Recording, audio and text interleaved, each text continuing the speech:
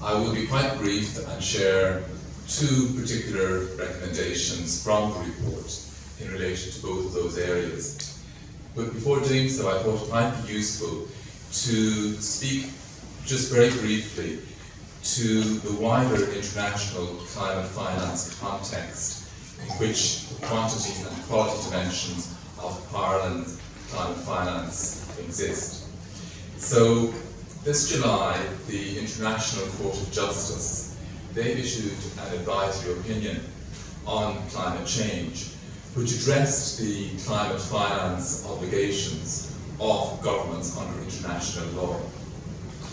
It found that the provision of climate finance at levels needed to meet the goals of the Paris Agreement, specifically that is, the 1.5 degrees Celsius target, is a legal obligation of developed country parties to the Convention. So with that in mind, to date, developed countries have chronically underfunded and undercommitted and under-delivered on their climate finance obligations. The examples of this are evident in terms of the historical track record up to the most recent decisions that were made on climate finance at COP29. So specifically, this is reflected in what are really politically agreed rather than needs-based climate finance goals. This goes back to 2009 and COP15, when the 100 billion goal was set and was meant to be delivered by 2020. But as we know, that wasn't the case, and so that goal was extended through to 2025. What then would happen after this year in terms of international climate finance obligations? Well, that was the task of COP29 last year in Baku. And so it set what was called the new collective quantified goal, which is set for 300 billion by 2035. But again, this is a politically agreed rather than a needs-based climate finance goal. And similarly, the gap between what is actually needed and what is being committed or indeed delivered is evident in relation to the Fund for Responding to Loss and Damage. Of the commitments that have been made, only half of those came back to be paid to the fund. And again, just to emphasise, it's unrelated to the actual level of needs. It is expected that the target that was set in this roadmap of 225 million euros will be achieved this year. However, points to emphasise, and which are emphasised in the paper, are firstly, this 225 million is a politically determined target. It's unrelated to a fair share assessment, to equity, Ireland's historical responsibility, or ability to pay. Applying a fair share lens will at least double what Ireland's current target should be. That is in the context of the 100 billion goal, as opposed to the new collective quantified goal. The second point I would make in quantity, and the paper makes, is that the new collective quantified goal, that is the climate finance target that was set in COP29 in Baku, it lacks any clarity with respect to developed countries' climate finance targets post the end of this year. So without clarity on developed countries' climate finance provisioning post 2025, developing countries' implementation of their national action climate plans that are designed to build their resilience, protect livelihoods, food security, and enable just transitions are compromised. So Ireland, along with other developed countries, needs to set out its new international climate finance targets beyond 2025, either prior to, so there's a leaders' summit next week prior to the official starting of COP30, or at COP30 itself. Targets that reflect Ireland's fair share, with the paper using the new collective quantified goal to signpost how this would be a multiple of what should be Ireland's fair share in relation to both the new collective quantified goal decision and indeed the additional needs in relation to the fund for responding to loss and damage. To move on to quality and the quality of Ireland's international climate finance. I'll start with a quote from an African Minister for the Environment who in September said, "Africa cannot borrow its way to resilience." The fact that African debt service in 2024 alone essentially wipes out in a single year the new collective quantified goal agreed at COP29 last year underlines the imperative to provide climate finance, particularly to least developed countries and small island developing states, that is non-debt generating, that is grant-based, that is additional and is predictable. Now, there are hallmark features of Ireland's climate finance which are very important to retain, and the paper makes this point. That is the grant-based nature of Ireland's international climate finance, its focus indeed on LDCs and SIDS, and its prioritisation of adaptation finance. So these are all strong features of Ireland's current international climate finance. However, notwithstanding these traits, the paper does draw attention to several problematic issues with regard to the quality of this finance. And so I've selected just two very briefly. The first relates to, and Jane Ann referenced it in her introductory remarks, to additionality. So while Ireland's climate finance has been increasing, and we are expected to reach the 225 billion this year, so too has its share of Ireland's official development assistance. Climate finance should be additional to ODA flows. Secondly, the paper draws attention to the climate finance that is being channeled through multilateral development banks. The total amount of climate finance provided through this channel has increased by 49% between 2022 and 2023 alone to more than 28 million.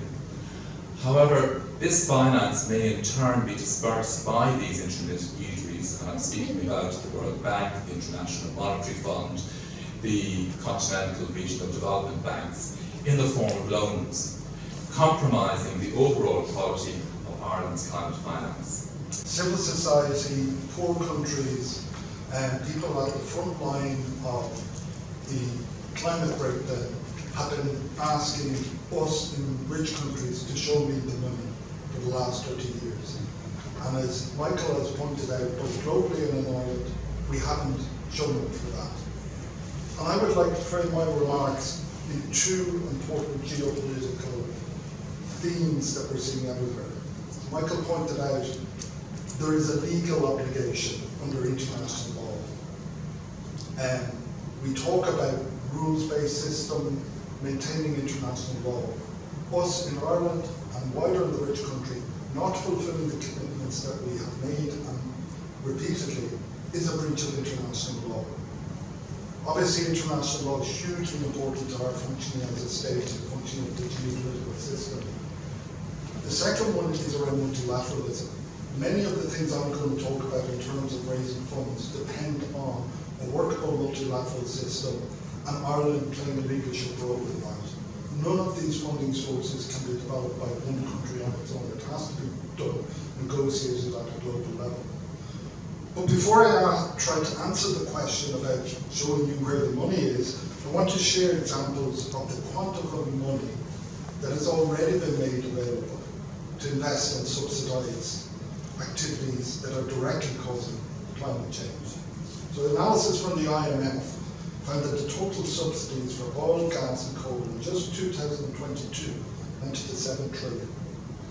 So we are subsidising, we are finding the money to create the problem. We are not finding the money for the solution. Another stark figure is bank financing. Banks have invested trillions and trillions in new fossil fuel exploration, including in developing countries. Again, in 2022, we amounted to 3.2 trillion in fossil fuel infrastructure, just in developing countries. Multiples of that, or not multiples, but more trillions in developed countries.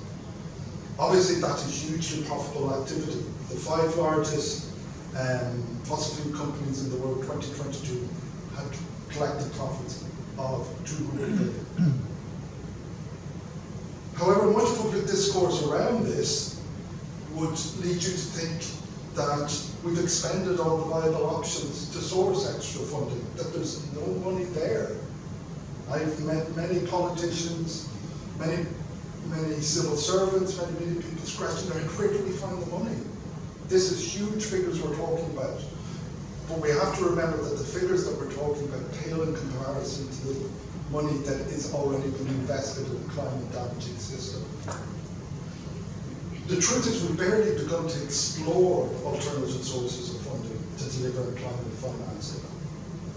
Research suggests that rich countries, including Ireland, could raise significant revenues to fund climate finance through a number of mechanisms. Windfall taxes on fossil fuels, so not taxes on their profits, this is windfalls above and beyond what would be a normal return on their investment. A wetting tax on billionaires and millionaires, and getting rid of those harmful fossil fuel subsidies, deploying levies on shipping and airlines, and looking at financial transaction taxes.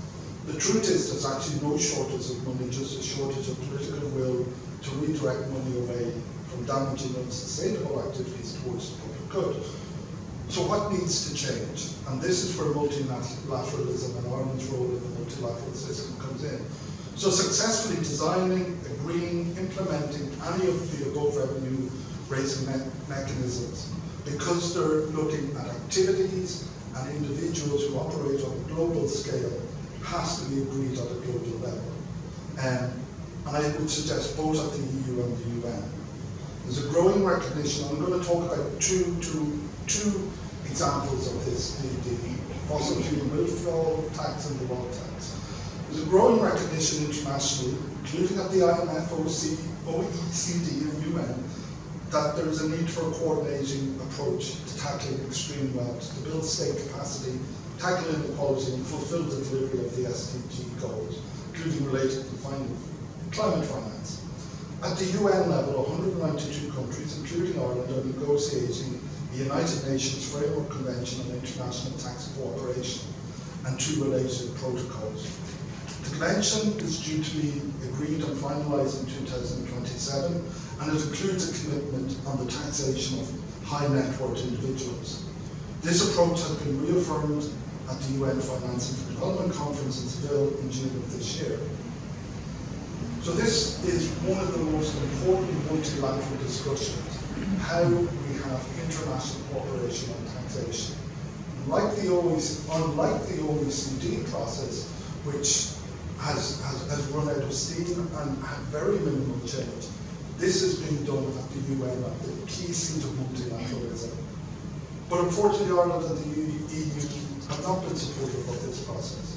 This needs to change.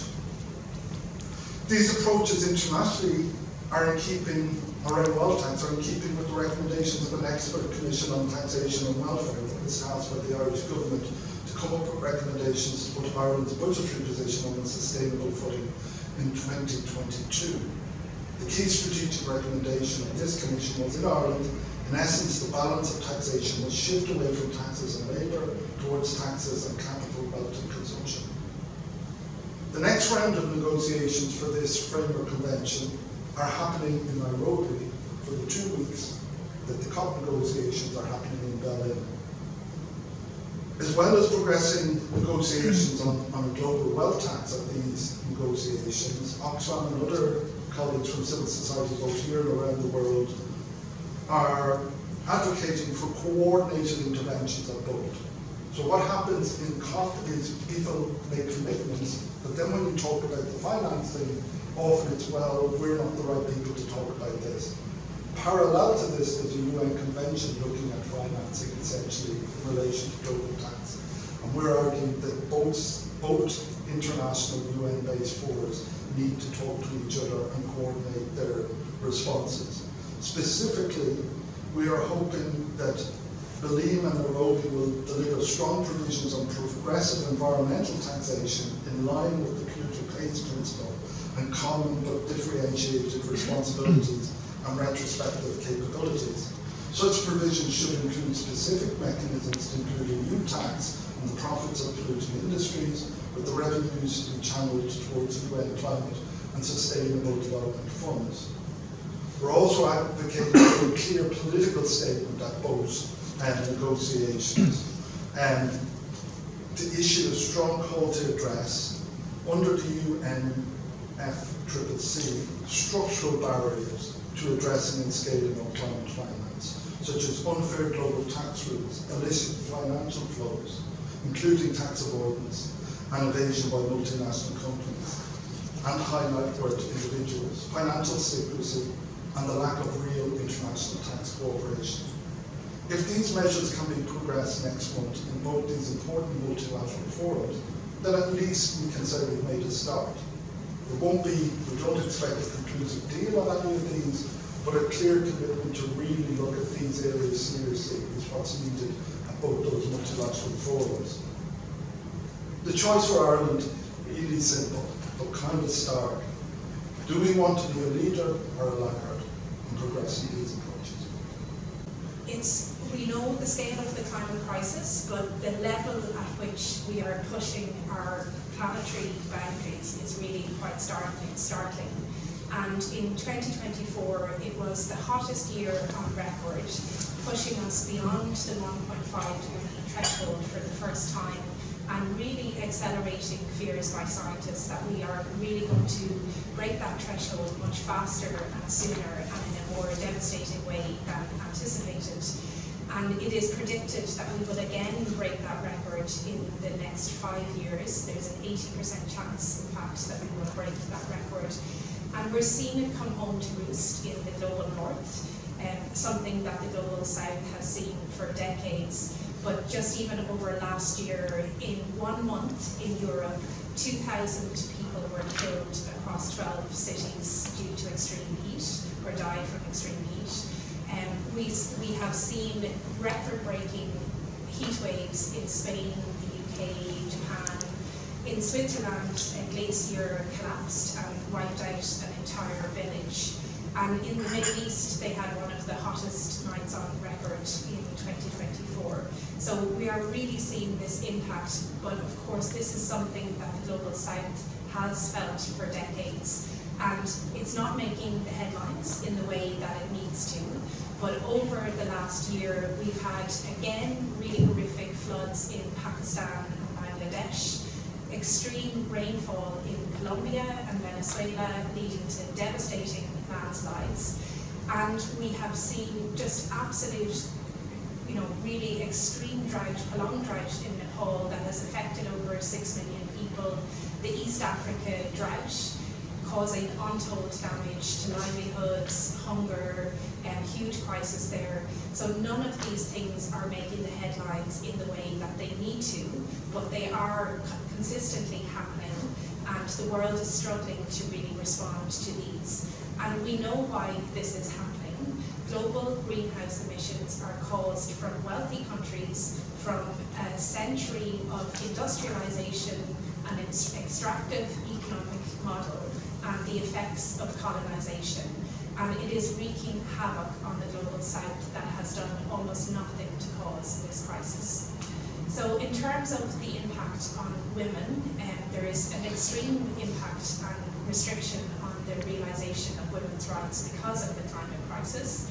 80% of those displaced during a climate disaster are women. It is women who will go without food when there is a drought. It is women who will breastfeed during a famine.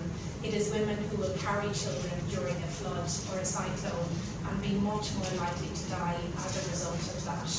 And in countries where there is greater economic and gender inequality, the more likely that women will die in those contexts.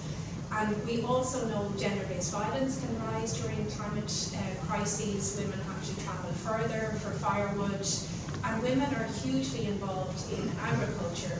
Over 50% of the population driving agriculture are women, and that number is higher in Africa. And they are being extremely impacted by food insecurity, and their livelihoods are impacted.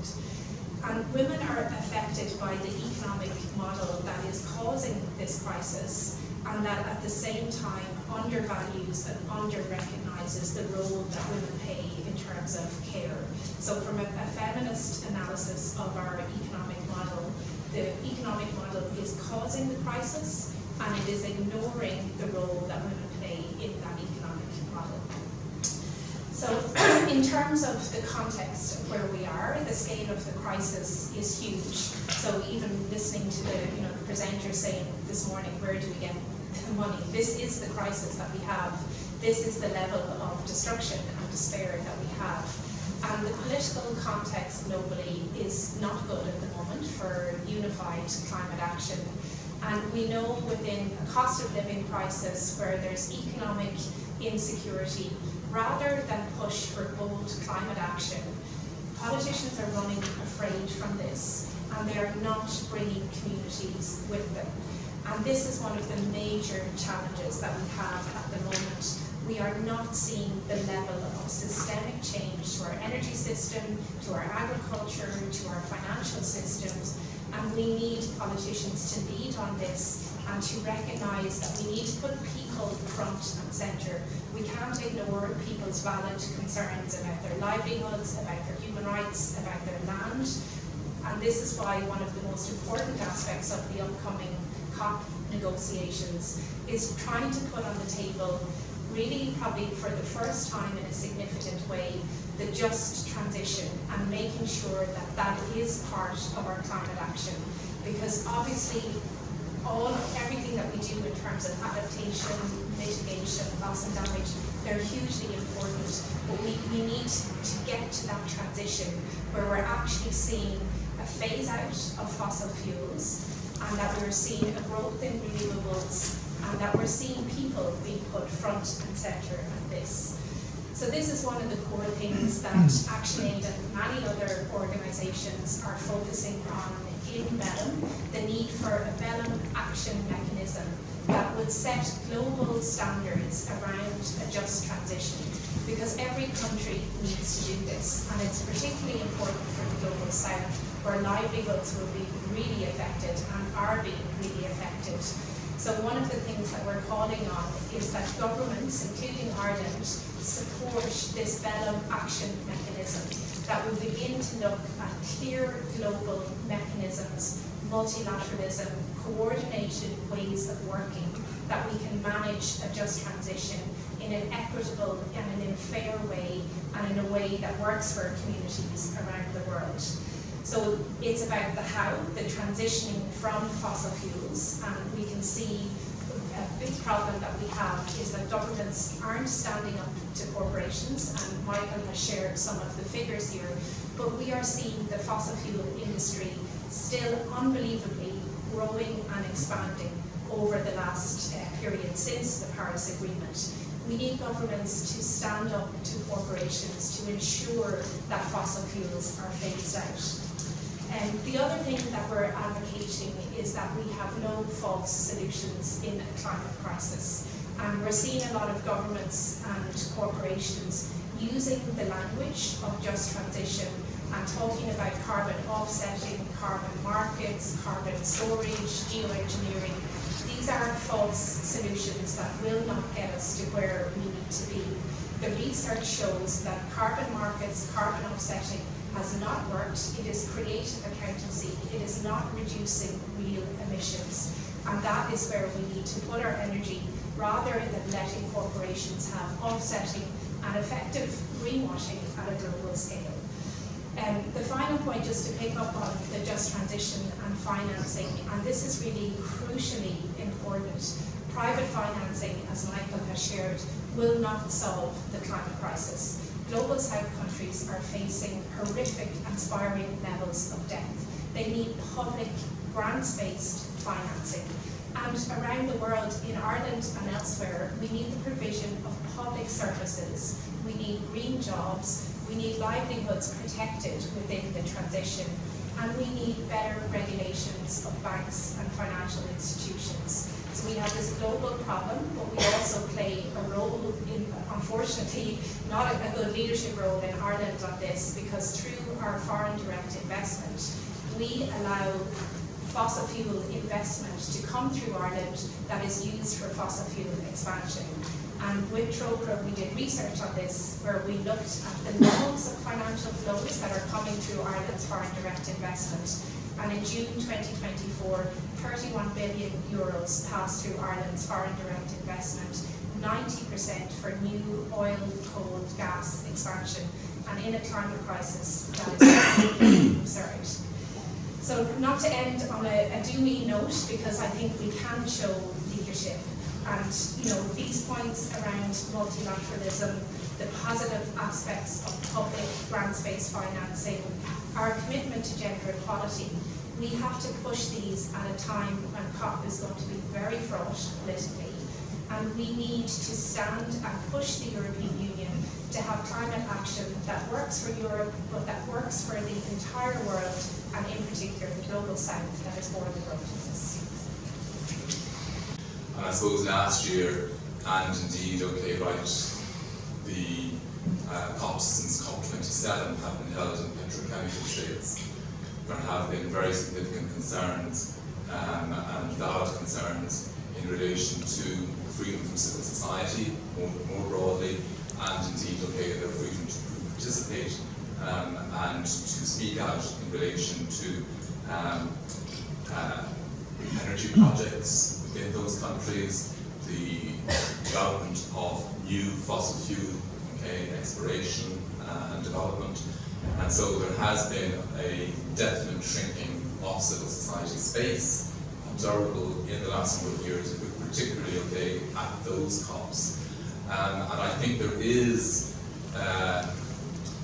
perhaps refreshing and encouraging expectation amongst civil society that at least the civil society space in Brazil and the opportunity to organise a People's Summit, so this is in parallel to the official summit, that there is this space for activism and for civil society, to really have their voices, if not inside, certainly visible outside.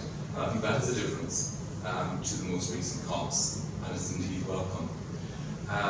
To speak to the points around inclusivity and so on, this, I think, raises the question around, well, as important as the quantity of climate finance is, who is benefiting?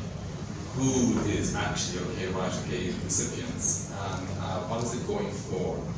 And certainly one of the outcomes of the climate finance decision last year was to see a trebling in the climate finance that would be channeled through the multilateral climate funds. So these would be the likes of the Green Climate Fund, the Adaptation Fund, and so on.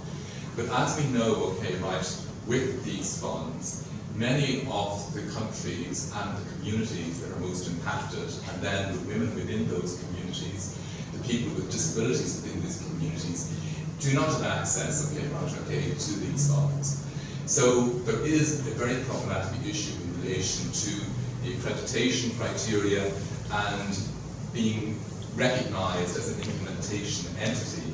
And for this reason, proposals from civil society in relation to funds like the Fund for Responding to Loss and Damage are that they must include windows that are specifically accessible for local communities, and to make it that the finance flows towards those that are most vulnerable and that are being most impacted. There is still a body of reform that is required to see that happen on a greater scale. But it is something that we will be prioritising and that we will be speaking to at this COP, but it's likely it's going to be a continuing issue. you want to come in on that, Carol? Yeah, I mean, I think in terms of the disability point, I think that's absolutely crucial. The need for meaningful participation with those most affected, and people with disabilities are really extremely affected by climate crisis. And I think that is the point of a just transition, and not letting the just transition be reframed by corporates as greenwashing, and talking about it as people-centred action, with people with disabilities, with women, with workers, with communities at the centre. And I think we can see that even in Ireland a little bit, the kind of the sense that climate action is against people, rather than climate action should be for people.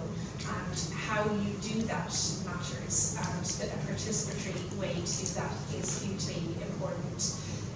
I think in terms of COP, expectations are probably low, because we know that states will be incremental, I think, in what they're offering, and civil society will demand more, and Global South leaders in particular will demand more. I mean, we can see even from the European Union statement last week about their COP position, there was some welcome things in it. They spoke about the need for a phase out of fossil fuels, but no targets, no timelines. So these are the things that we need to push. But I think it is incumbent upon us as civil society to reclaim climate action as something that can and should work for people, not against them. And I think that's where, you know, we need to keep that momentum up, because the political climate, it is really, you know, it's not good, it's not favourable, but I think that has to be our role, to say that this can and should work. Any other questions from the floor? I have one actually just for you, Michael, just maybe, because I think I was at Financing for Development conference earlier this year, and we heard it a bit at the previous COP, but it was very much emphasised at Financing for Development, you know, the role of the private sector. The private sector will, you know, we need to incentivise the private sector to be more involved, more engaged, if we want kind of a long-term solution to addressing issues around climate finance and supporting communities in distress who are bearing the brunt of this. Could you just elaborate? Because I think that's I wouldn't say an argument, but that's something that I think will come up quite a lot for our members, or will be challenged by when we do discuss kind of alternative sources of funding. That we need to do more to engage with the private sector on this issue. I think we've all heard that before. So I'd like you just to maybe probably elaborate just on what you see as some of the areas that are quite problematic in that regard. Thanks. Another easy question. I think maybe a way to look at this is the idea that we need to do more with the private sector is, to me, based on a false premise. The private sector is the key engine of our economy. The private sector is involved in both climate breakdown, but also in terms of delivering on the transition that we need. The question is whether it's an appropriate vehicle to deal with development issues and to deal with targeted exclusion, which is a lot of what climate finance is about. There's loads of evidence to show that the private sector will generate economic growth, that will generate jobs, that will generate economic prosperity.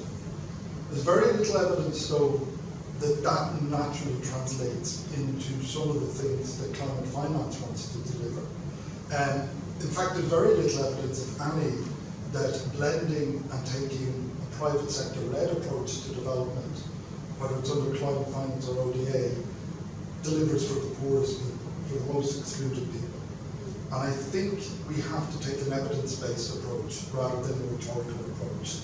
Calls to include the private sector most, to me, is a political, white flag. It's saying, we won't engage with you and use the money that you are generating for the public good, which will be democratically decided how it's spent to reach the poorest, to reach the most excluded.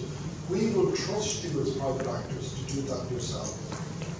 And maybe trust is too hard a word, is private sector entities aren't set up to do those things. They don't have the expertise. They have to produce a return on their investment. And there's very little space where that need to generate a return on their investment there's not money to be made for poor people in these elements. There's not money to be made over in the most excluded regions. It doesn't. We've seen it, probably the example with our broadband system here. There's parts of Ireland that aren't commercially viable to deliver a broadband network. And the government rightly stepped in and gave public funding because it was an equity issue for everybody. I think we have to view climate finance that is targeted at the most vulnerable in the same way. There's very little space that I've seen evidence-wise where the private sector will be able to return a profit plus deliver for the people most marginalised. That's a role of the state and for us collectively. Thanks very much for that.